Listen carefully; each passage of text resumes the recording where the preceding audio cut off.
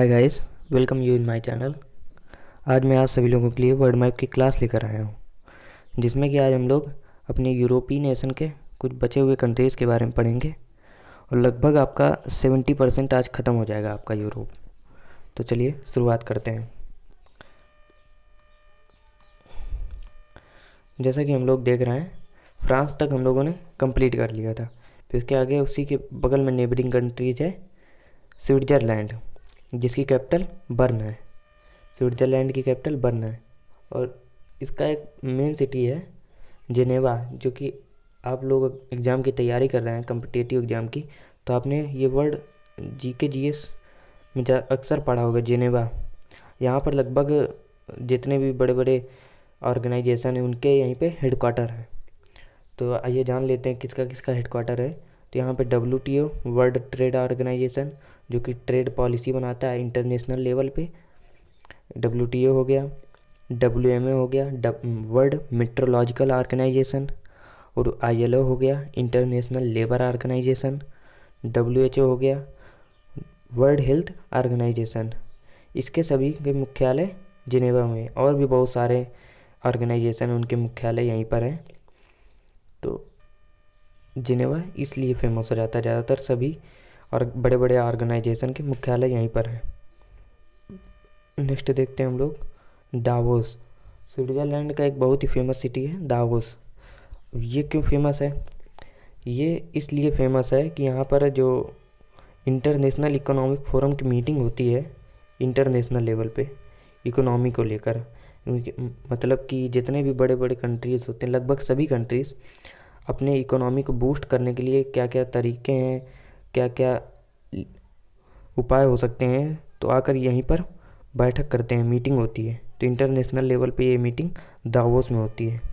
Switzerland का ही city है।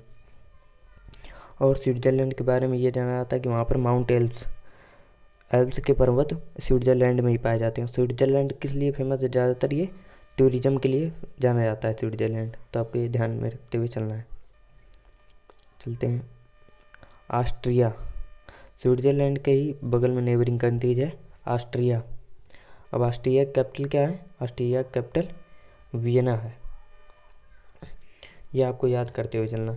और जो इंटरनेशनल एटॉमिक एनर्जी ऑर्गेनाइजेशन है, इसका हेडक्वार्टर यहीं पर है, वियना में। कहाँ पर है? वियना में, ना कि ऑस्ट्रिया। ऑस्ट्रिया तो है ही, ऑस्ट्रिया एक कंट्री है। वियना में हेडक्वार्टर है, जो कि उसकी कैपिटल है। तो headquarter of international atomic organization का हेडक्वार्टर ऑस्ट्रिया में है। अब ऑस्ट्रिया हिस्ट्री के पॉइंट ऑफ व्यू से बहुत इम्पोर्टेंट हो जाता है। वैसा क्यों? क्योंकि जो वर्ल्ड वार फर्स्ट की शुरुआत हुई थी वो ऑस्ट्रिया से ही हुई थी।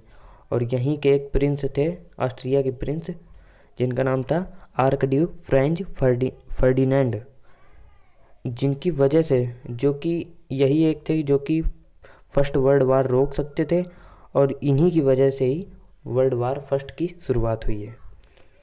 तो ऐसा क्या हुआ था?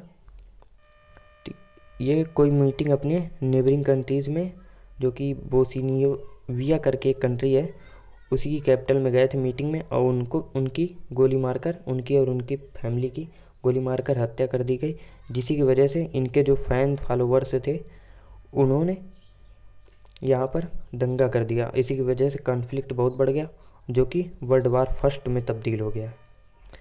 तो मेन काज कभी कभी ये अक्सर एग्जाम में पूछा जाता है, main cause of world war first, या वर्ल्ड वार फर्स्ट किन की मृत्यु के बाद एकदम आगे आ गया, बहुत ही बढ़ गया। तो ये आर्कड्यूक फ्रेंच फर्डिनेंड या प्रिंस ऑफ ऑस्ट्रिया। और ये कब हुआ था? 28 जून 1914 को।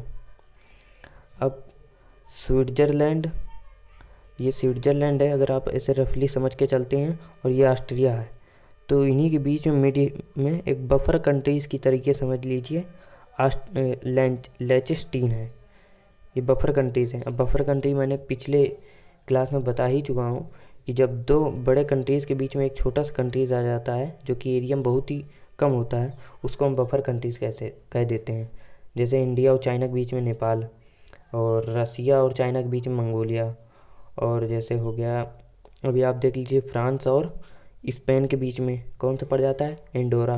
किस माउंटेन रेंज में पूरी तरह से लाई करता है? Pyrenees mountain range. तो ऐसे यहाँ पर ये हो गया, तो आपको ये याद करते हुए चलना है। और नेबरिंग कंट्रीज़ हैं हंगेरी जिसकी कैपिटल बुडापेस्ट है, चेक रिपब्लिक, प्रेग, स्लोवाकिया। ये तीनों कंट्रीज़ आपको ऐसे ही देख लेने हैं, इनके बारे में ज़्यादा कुछ खास नहीं है। अब चलते हैं इटली, यूरोप का बहुत ही फेमस कंट्री और लगभग हमेशा चर्चे में ही रहता है। इटली इटली के जो एक प्राइम मिनिस्टर थे बेनिटो मुसेलिनी, इटली के फार्मर प्राइम मिनिस्टर हैं, मतलब कि पूर्व प्रधानमंत्री हैं।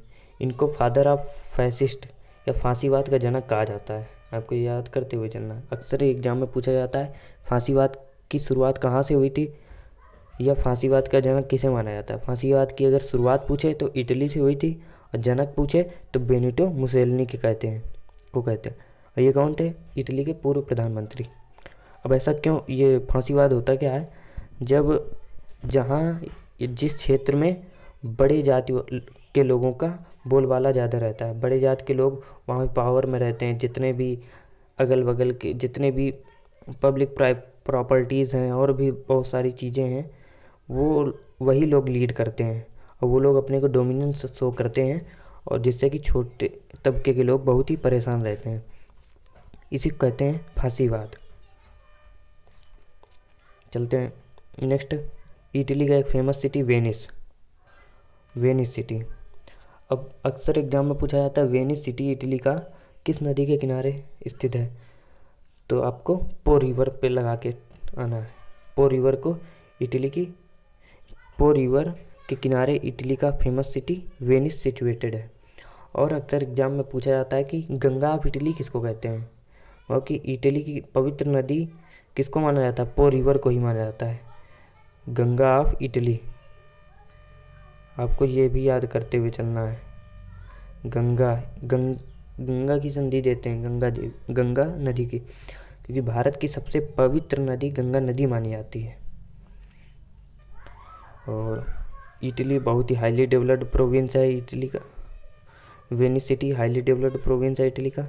अब इटली का ही एक सिटी है वेटिकन सिटी, जो कि इटली की कैपिटल रोम है, उसी के पास में ही है वेटिकन सिटी। अब इसको क्यों याद में रखना है, ये दुनिया की सबसे छोटी कंट्री है, world smallest country of the world. ये कंट्री भी है, जो कि इटली देश में ही एक कंट्री भी है वेटिकन सिटी। अब इसको और किस नाम से जाना जाता है, वेटिकन सिटी को होली सी नाम से भी जाना जाता है, ये आपको याद करते हुए चलना है। कभी कभी एग्जाम में पूछेगा कि वर्ल्ड की स्मॉलेस्ट कंट्री किसे कहते हैं, कौन सी कंट्री है smallest country of the world, तो होली सी ऑप्शन में दे देगा, तो आपको होली सी लगा के आना है। क्यों? क्योंकि वेटिकन सिटी को ही होली सी के नाम से जाना जाता है। अब इटली के ही साउथ वेस्टर्न पार्ट में सिसिली आइलैंड है। अब इसके बारे में हमें क्यों जानना है, क्योंकि ये मेडिटेरेनियन सी का भूमध्य सागर का सबसे बड़ा आइलैंड है। एग्जाम में पूछा जाता है भूमध्य सागर का सबसे बड़ा आइलैंड कौन सा है, सिसिली आइलैंड। और अगर ये एग्जाम में पूछा कि यूरोप का सबसे बड़ा आइलैंड कौन सा है, तो आपको ब्रिटेन में टिक लगा के आना है, ब्रिटेन आइलैंड। इसमें कितने कंट्रीज आते हैं ब्रिटेन आइलैंड में?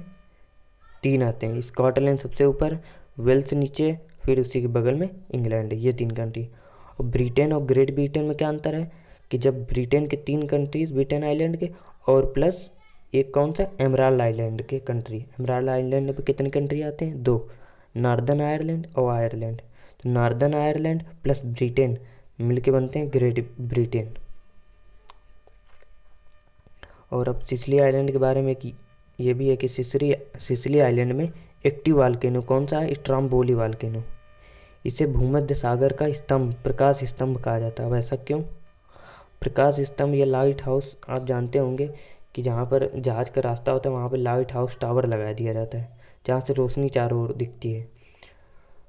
और स्ट्रोम्बोली वाल्केनो जो है ये बहुत ही एक्टिव वाल्केनो है, ये कुछ ही समय या कुछ ही साल में ये यहाँ पर ज्वालामुखी में विस्फोट होते ही रहते हैं। इसी की वजह से पूरे भूमध्य सागर में प्रकाश फैलता है, इसीलिए इसको भूमध्य सागर का प्रकाश स्तंभ कहते हैं, स्ट्रोम्बोली वाल्केनो। अब चलते हैं मैप के थ्रू हम जान लेते हैं स्विट्जरलैंड के बारे में, देख लेते हैं। ये देखिए, स्विट्ज़रलैंड की कैपिटल सिटी जिनेवा, जो कि एकदम फ्रांस से ही सट के है। और स्विट्ज़रलैंड का शहर, स्विट्ज़रलैंड के बारे में बस लगभग इतना ही जानिए आप। और स्विट्ज़रलैंड में माउंट ब्लैंक एक जान लीजिए, ये पर्वत है। और मैटर्न हॉर्न, ये भी पर्वत नाम आता रहता है याद में।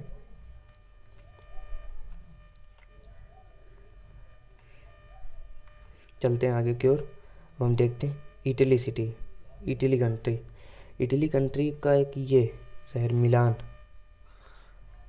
ये फेमस है। एक वेनिस सिटी, ये भी फेमस है। वेनिस सिटी के बारे में बता ही चुके हैं। और इटली सिटी की ये कैपिटल है रोम।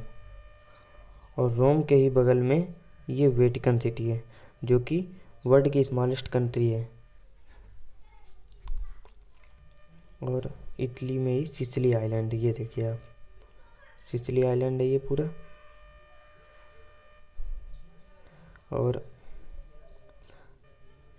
और ये सिसिली आइलैंड इटली से किस जल संधि से जुड़ा है? मेसिना स्ट्रेट से। और सिसिली आइलैंड में यहाँ पे माउंट एटना भी है, स्ट्राम्बोली भी है यहीं पर। और सिसिली का एक और आइलैंड है जो कि सार्डिनिया आइलैंड, ये देखिए, ये हैं इटली के 2 आइलैंड।